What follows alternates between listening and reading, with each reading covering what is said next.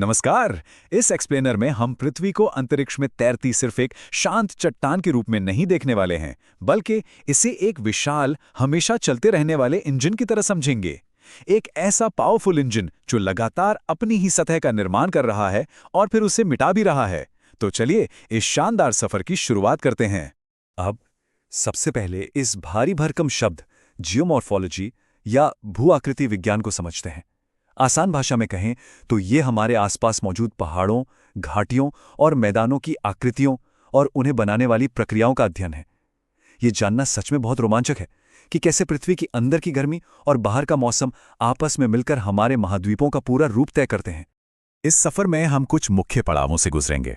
सबसे पहले पृथ्वी के गहरे इंटीरियर को डिकोड करेंगे, फिर कॉन्टिनेंटल ड्रिफ्ट और टेक्टोनिक्स को समझेंगे, उसके बाद पहाड़ों को बनाने वाले एंडोजेनिक फोर्सेस और आकृतियों को तराशने वाले एक्सोजेनिक फोर्सेस पर बात करेंगे, और अंत में द साइकिल ऑफ इरोजन यानी अपरदन के चक्र को देखेंगे।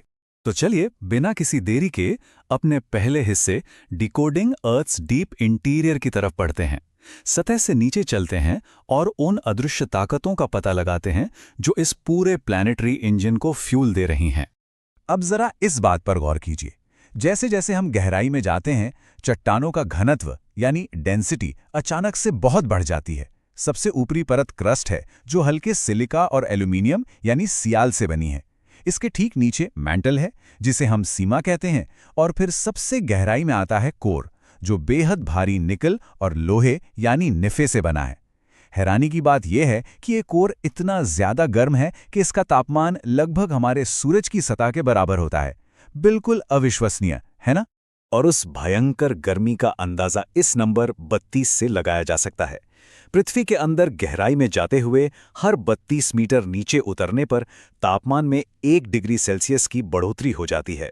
बस यही वजह है कि खदानों में बहुत गहराई तक काम करना लगभग नामुमकिन और खतरनाक हो जाता है। ये छोटा सा आंकड़ा हमें बताता है कि हमारे पैरों के नीचे कितनी अथाह ऊष्मा छिपी हुई है। अब आते हैं अपने दूसरे हिस्से पर, जो है कॉन्टिनेंटल ड्रिफ्ट एंड टेक्टोनिक्स।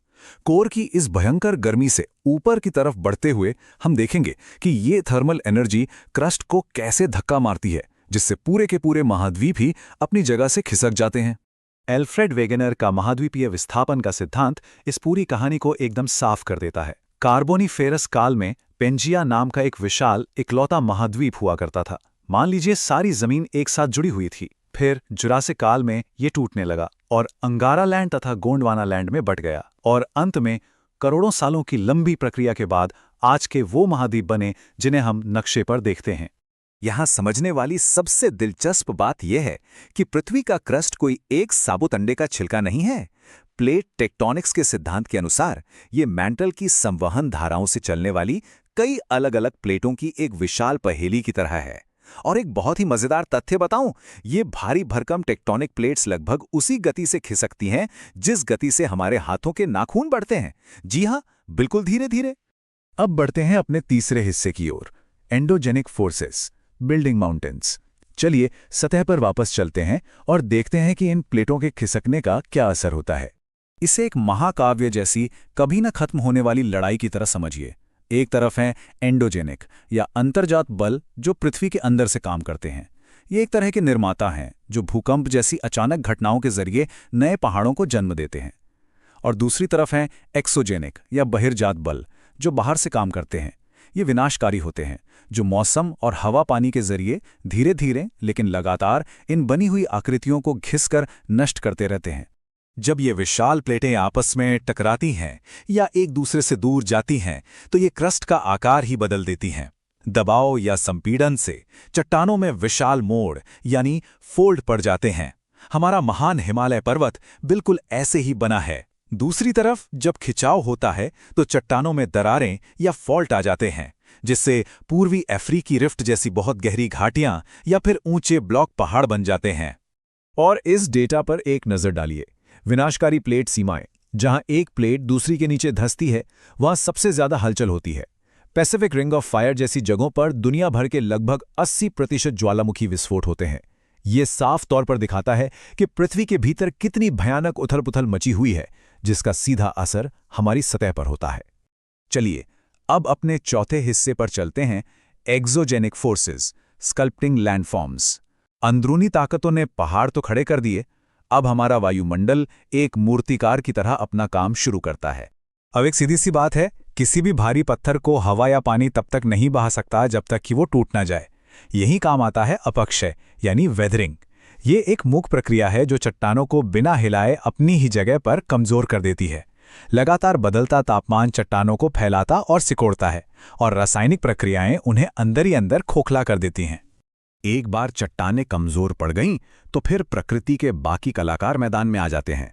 नदियां पहाड़ों को चीरकर वी आकार की गहरी घाटियां और बड़े बड़े डेल्टा बनाती हैं।